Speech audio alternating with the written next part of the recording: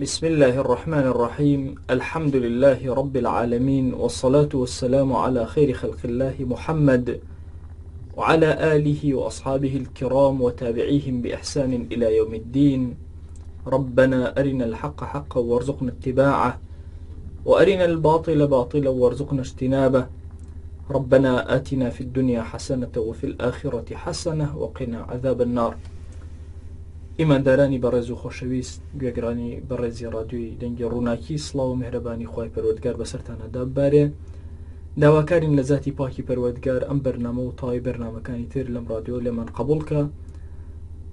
داوا ئەکەین ئەڵێن یا ڕەبی پەروەردگارە ئارامی بەسەر دڵ و دەروونمانە ببارێنە، ئارامی بەسەر ماڵەکانمانە ببارێنە، ئارامی بەسەر وڵاتەکانمانە ببارێنە. یا ڕەبی خۆیان داوات لێ ئەەکەین شەڕ و ئاشوب و مەشاکیلێک کە ڕووی کردوتە عالەمی ئیسلامی، پەروەردگارە داوات لێ ئەەکەین لە کۆڵ عالەمی ئیسلامی بخەرەوە، ئارامی بەسەر وڵاتی ئێمە و تەواوی وڵاتی مسلمانانە ببارێنە. ئەو کەسانەی باعیسی شەڕن، شەڕ دروست ئەکەن لە ئومەتی ئیسلامیە و مسلمانان بە کوشت ئەدەن، خۆیان داوات لێ ئەەکەین شەڕ بخەرە ناو جەرگی خۆیان، ناو ماڵی خۆیان یا ڕەب العالەمین. خۆشەویستانم، خۆشحاڵم لە بەرنامەیەکی نوێی سەدای عاریفان بە خزمەتتان ئەگەمەوە. لە وتارێک لەمەوە پێشترە باسی ئەوم کرد کە ئێمە پێویستمان بە کۆمەڵێن نمونەی زیندووە بۆ ئەوی لە مەسەلەی عیرفان زیاتر حاڵی بین و زیاتر تێبگەین. خۆشەویستەکانم، ئێمە لە زەمانێکین زۆر پێویستمانە بۆ ئەوەی لە فەسادی ئەم زەمانە دوورکەوینەوە، بچینەوە بۆ زەمانی هاوڵانی پێغەمبەری خوا صلی الله عليه وسلم. باشترین کەسانێک کە عاریف بوو بن بەخوا ئەوانن کە پەروەردەکراوی دەستی پێغەمبەری خوان صلی الله عليه وسلم.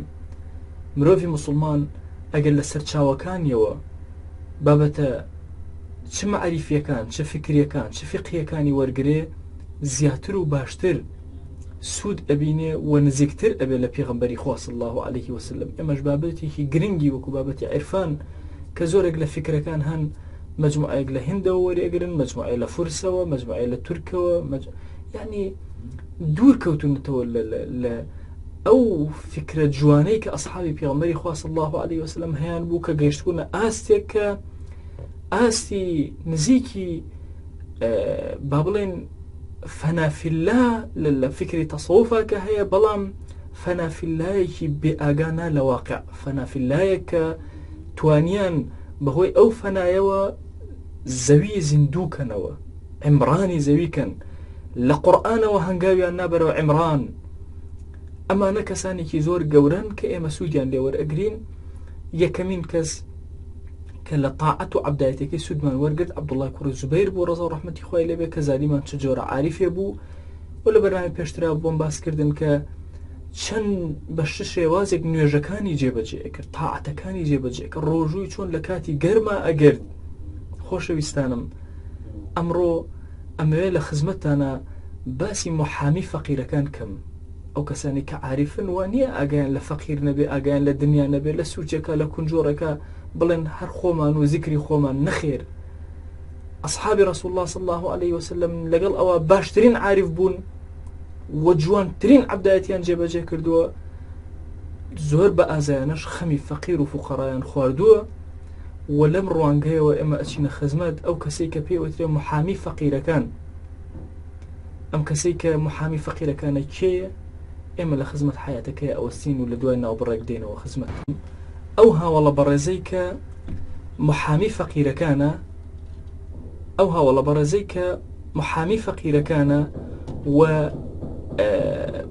بە محامی ینی دادوەرێکی زۆر بەهێز، دیفاعکارێکی زۆر بەهێز لە فەقیرەکان ناسراوە بریتە لە ئەبوو ذەڕی غیفاری ڕەزا و ڕەحمەتی خوای لێبێ، کە سەرەتای ژیانی لە قەبیلەی غەفارە، سەرەتای ژیانی ئەفەرمێ کاتێکەوە ئیسلامم بیستم پێغەمبەرێک هاتووە عەلەیهی السەڵات وەسەلام، هەوڵم دا کە بڕۆم هەواڵێکی بزانم، خەبەرێکی بزانم.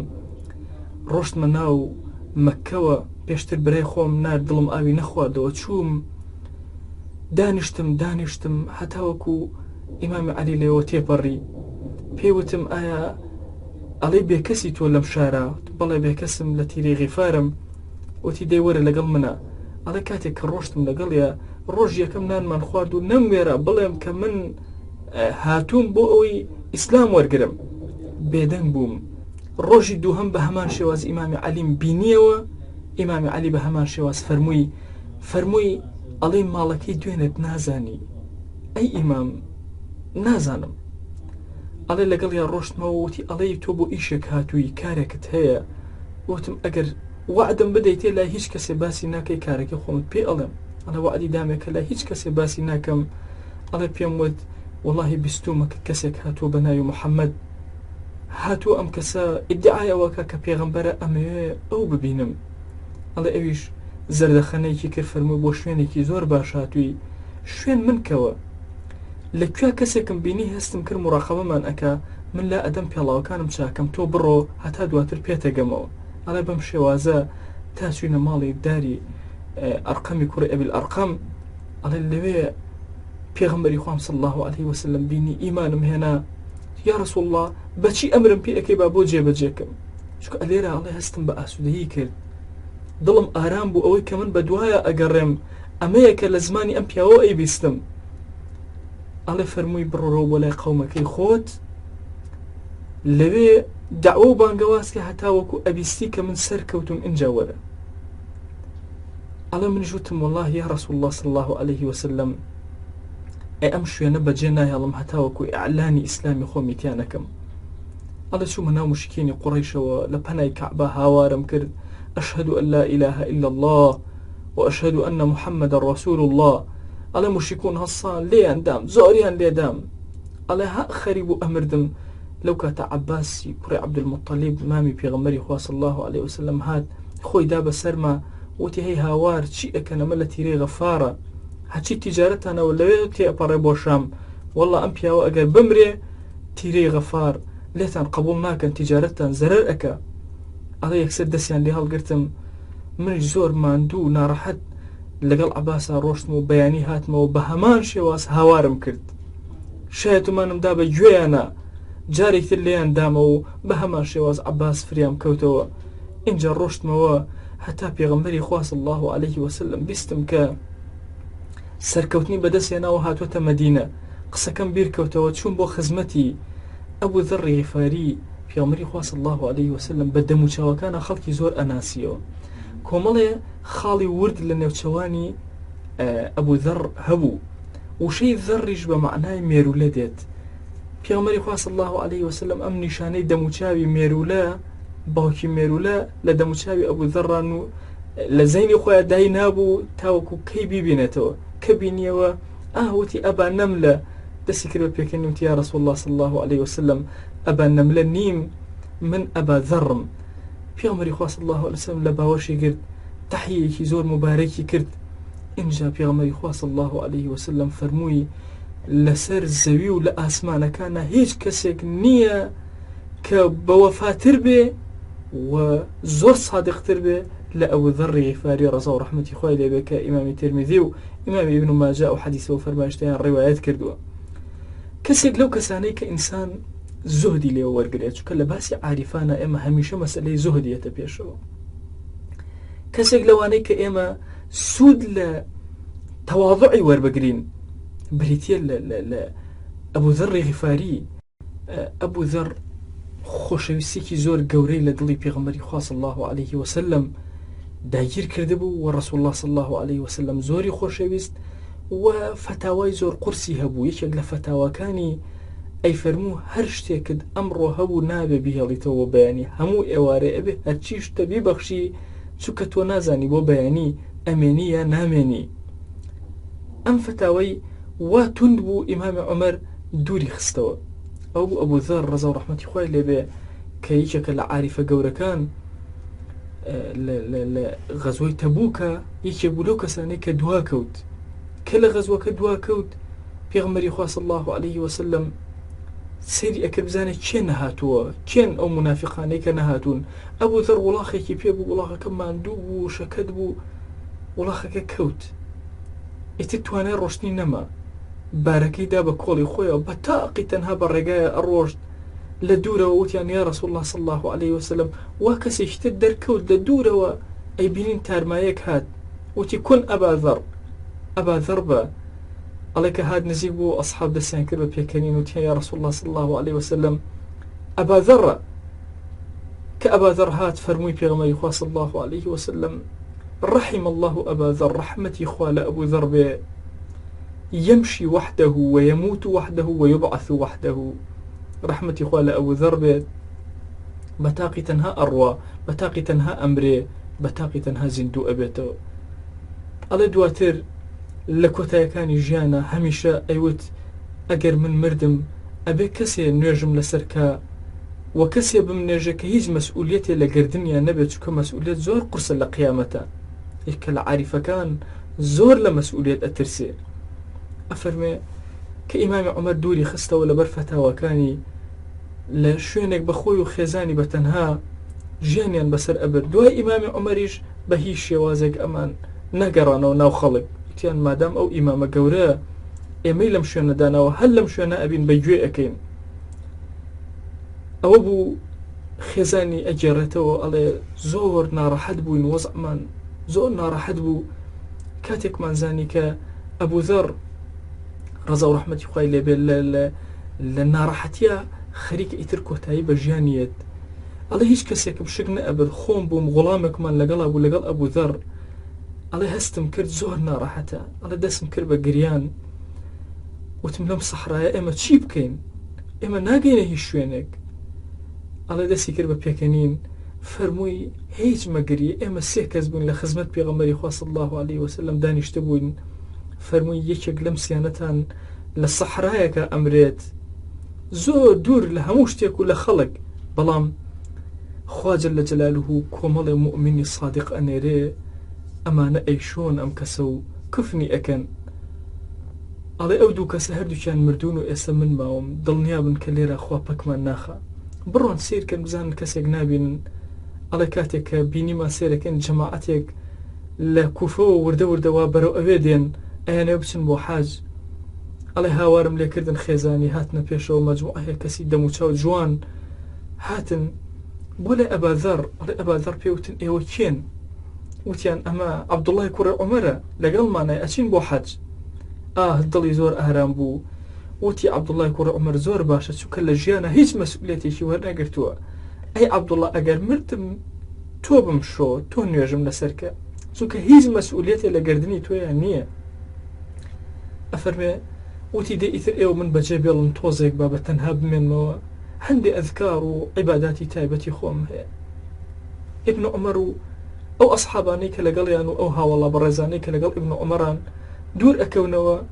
ئەڵێ کاتێکمان زانی هەستمان کرد جوڵە و حەرەکە نەما، دەنگ نەما لە ئەبوو ذەڕەوە. ئەڵێ کە ڕۆشتین سێرەکەین بە تاقی تەنها لەو سەحرایە وەفاتی کردووە. اینجا ئەو بوو ئەم چەند ئیماندارە هاتن ئەبوو ذەڕیان ناشت، شۆردیان و کفنیان کرد و دفنیان کرد. اینجا ماڵ و مناڵەکەشیان بەڕێخست بەرەو مەکە لەگەڵ خۆیانە بردنیان. بەڕێزانم، ئێمە کاتێکە قسەی ئەم پیاوە ئەخوێنینەوە، کۆمەڵێ فەرمایشتی زۆر ئەگێڕێتەوە و هەست ئەکەین هێزێکی زۆر بەقووەت هەیە لە بینی عەبدوڵڵای ئەبوو ذەڕی غیفاری لەگەڵ مەسائیلە تەسکیە زۆر بەقووەتەکانە. هەمیشە ئەمری ئەکرد بە دەوڵەمەندەکان، ئەوت ئەبێ ماڵ و سەرۆت و سامانەکانتان بێنن بە حەق، نەک بە پیاوەتی، تەسلیم بە فەقیر و هەژارەکانی بکەن. ئەبێ ئێوە ئەو پارە و سەرۆت و سامانەی هەتانە ئێواران نەیهێڵەوە هەمووی سەرفکەن. ئەمە فکری ئەم بوو. دواتر ئەبینی لە حیاتی خۆیان ڕەنگی پێدا بوو، فەرمایشتێکمان بۆ ئەگێڕێتەوە. فەرمێ جارێک لە خزمەت پێغەمبەری خوا صلی الله عليه وسلم دانیشتە بووم، ئەی ئەبا ذەڕ سیر کە کێ باشترین کەسە لەناو مزگەوتە؟ ئەڵێ من سێرم کرد پیاوێکم بینی جلێکی جوانی لەبەرا بوو، ئامۆژگاری قەومەکەی خۆی ئەکرد. یا رسول الله صلی الله عليه وسلم، ئەم پیاوە زۆر نەجیبە، خەریکی دەعوە و خزمەتکردن و بانگەوازە. وتی ئەی ئەبا ذەڕ خراپترین کەسێکم لەناو مزگەوتا بۆ بدۆزەرەوە. ئەڵێ کە سێرم کرد، سێرم کەسێکی ڕەش و ڕوود لە سوچێکی مزگەوتا ڕاکشاوە. یا رسول الله صلی الله عليه وسلم، ئەم کەسە بە خراپترین یەتە پێش چاوم، لەناو مزگەوتا خەوتووە، ذیکرێ ئەورادێ ناخوێنێ. ئەڵێ رسول الله صلی الله عليه وسلم ڕووی تێکردم، ئەی ئەبا ذەڕ واللهی والله ئەم کەسێکەوە ئەوە ڕاکشاوە لە لای خوا ئەوەندە قورس و گران و بەبەهایە زۆر زۆر قورسترە لە بەقەدەر گۆی زەوی بەقەدەر کوڕەی زەوی ئەلەو جۆرەی تر لەو کەسایەتی تر ئەگەر هەبێ ئەمەیان کە ڕاکشەوە خەوتووە ئەوەشیان بە حیساب داعیە ئەمە لای خوا بەڕێستر و گەورەترە. خۆشەویستانم لە فکری ئەگەر ئەبا ذەڕەوە سیرکەین ئێمە وا تەسەوور نەکەین ئەو کەسی جلی جوانی لەبەرایە، ئەو کەسی کە علمی هەیە، ئەو کەسی کە خۆی گەورە دەروی خێری لە کردو وابزانین ئەم کەسە ئیتر هیچ شتێکی نەهێشتەوە بۆ دین. واللهی خۆشەویستانم ئەم دینە جاری وە هەیە خوا بە نەسرەتی کەسێکی زۆر داماوی ناو مزگەوتەکان بە دوعای ئەو کەسە نەسرەتی ئەم دینە ئەدا. مامۆسای ئاینی بەڕێز نابێ وا هەسکە کە چوە ناو مینبەرەکەیەوە خۆی لە هەموو کەس باشترە. واللهی چەند مصلی هەن لە دواوە نوێژەکەن ئیقتیدایان بە تۆ کردووە لای خوا ئەجریان لە تۆ گەورەترە، فەضلیان لە تۆ گەورەترە. ئێمە پێویستمان بەم لایەنە عیرفانیە هەیە هەتاوەکو بتوانین ئەرتقاکەین بەرز بینەوە. ئێمە پێویستمان بەوەیە خاوەنی فکرێکی دەوڵەمەند بین. خۆشەویستانم پێویستمان بەوەیە خاوەنی عەقڵیەتێکی گەورە بین لە مەسەلەی تاعەت و دینداریمانە. خۆپەسەندی خراپترین شتێکە لە کەسی موسڵمانە هەبێت. ئێمە پێویستمان بەوەیە خۆپەسەند نەبین لەم هاوڵە بەڕێزانەوە زوهدی ئەمان، تەسکیەی ئەمان، تەربیەی ئەمان، تێگەیشتنی ئەمان لە دین وەرگرین. ئەگەر چی عولەما ملاحەظەیان داوە ئەڵێ ئاگاتان لە زوهدیاتی ئەباذەر بێت، چونکە زوهدیاتی ئەباذەر زۆر بەقووەتە و زۆر متەشەدیدەتیایە. ئێمەش کاتێککە باسی زوهد ئەکەین هیچ پێویستمان بەوە نییە بچین لە ڕۆمەوە کەسێ بێنین، بچین لە فورسەوە کەسێ بێنین، لە مەجووسەوە کەسێ بێنین. ئێمە پێویستمان بە کەسانی وەکو ئەباذەڕە لێیان تێبگەین، لەگەڵ ژیانەکەیانە بژین. واللهی ئەمانە بە چاوی سەری خۆیان پێغەمبەری خۆیان صلی الله علیه وسلم بینیوە، بە گوێکانی خۆیان گوێن لە وتەکانی ئەو خۆشەویستە بووە صلی الله تعالی علیه وسلم. بەڕێزەکانم هەر یەکە ئێمە لە ماڵی خۆیە، لە شوێنی خۆیە، لە جێی خۆیە پێویستمان بەمە هەیە ئەمانە بزانن چەند عاشق بە دینن. وانیە کە بڵێ وەڵا ئیتر من حەقم بەسەر هیچ شتێکەوە نییە، خۆم دڵم ئاسوودە بێ. کاتێ دڵی ئاسوودە ئەبێت ئامادە ئەبێت دارکاری بکرێت لە پێناوی دینە. کاتێکەوە لەو پەڕی میحەن و ناڕەحەتیە ئەبێت ئامادە ئەبێت تەسحیحێکی زۆر گەورە بۆ ئەم بەرنامە بدا. دیقەت بدە هیچ ئەوەندە بە یەقینەوە لەگەڵ قسەی پێغەمبەری خوا صلی الله علیه وسلم ئەژی ئەزانێ قسەی ئەو صادق الئەمینە، یەقینی هەیە قسەکەیەتە دی لە سەحرایەکە بێکەس هیچ ناترسێ، زۆر ئارامە. چەند کەسمان هەیە ئێمە ئاوا لەگەڵ وتەی پێغەمبەری خوا صلی الله علیه وسلم بژین، ژیان لەگەڵ وتەکانی ئەو بەسەر بەرین. بەداخەوە ئەڵێم لە فکری مەجووسیەتی ئەمڕۆیە هجوومێکی زۆر ئەکرێت بۆ سەر سنەتی پێغەمبەری خوا صلی الله علیه وسلم بێ ئاگا لەوانەی ئەو کەسانی کەوا ئەبەو شێوازە هێرش ئەکەنە سەر وتە جوانەکانی پێغەمبەری خوا صلی الله علیه وسلم بە ناوی دیفاع لە قورئانەوە. واللهی دڵیان تووشی وشکی ئەبێ، چاویان تووشی وشکی ئەبێ. ئەوانە ناتوانن لەگەڵ مەحەبەتی ئەم گەورە پیاوانە بژین. ئەمانە بە تۆمەتەوە سەیری ئەم گەورە پیاوانە ئەکەن. خوا پەنامان بە. ئێمەی ئیماندار ئەبێ ڕۆحمان لەگەڵ ئەم هاوڵە بەڕێزانە تێکەڵکەین، دڵمان لەگەڵیانە تێکەڵکەین. ئەبێ ئێمە لەگەڵ ئەم هاوڵە بەڕێزانە ژیان بەسەر بەرین هەتا وەکو خوای گەورە دەروی خێرمان لێ ئەکاتەوە و قاپیەکانی خێر بەسەرمانە واڵا ئەکا. ئێمەش لە عرفانی ئەمان، لە معریفەتی ئەمان شتێک وەرئەگرین و شتێک لە سەدای عرفانی ئەمان تێ ئەگەین، داوا ئەکەین. ئەڵێن یا ڕەبی پەروەردگارە ڕەحم و بەزەی خۆت بەسەرمانە ببارێنە، بمان گێڕە لەو کەسانەی کەوا خۆتیان پێ ئەنازێن یا ڕەب العالەمین. خوای گیان ئێمە ئەگەرچی لە عیبادەتەکانمانە هەڵەوکەم و کوڕیمان زۆرە، لە تاعەتەکانمانە کورچ و کاڵیمان زۆرە، بەڵام خوای گیان لەمانە چاکتر شک نابین تەقدیمی تۆیکەین. واللهی ئەزانین نوێژەکەمان کەڵکی نییە، بەڵام ئەزانین تۆ زۆر میهرەبانی لێمان قبول ئەەکەی. ئێمە هاتوێنتە بەردەم دیوان و دەرگای تۆی بە ڕەحم. دەی پەروەردگارە ڕەحم و بەزەی و میهرەبانی بەسەرمانەدا بارێنە، تاعەتەکانمان لێ قبول کە، عەبدایەتەکانمان لێ قبول کە یا ڕەب العالەمین، ذیکر و ئەورادەکانمان لێ قبول کە، نوێژەکانمان لێ قبول کە، خۆتمان پێ بناسێنە. خوایە ئێمە ئەمانەوێت تۆ بناسین پەروەردگارە بە حەق ئەمانەوێت تۆ بناسین ئەمانەوێت لە تۆ تێبگەین یا رب العالمین دەیخوای گیان دەرگاکانی خێر بەسەرمانە واڵاکە خۆتمان پێ بناسێنە يا أكرم الأكرمين وصلى الله على سيدنا محمد وعلى آله وصحبه وسلم تسليما كثيرا أبدا إلى يوم الدين.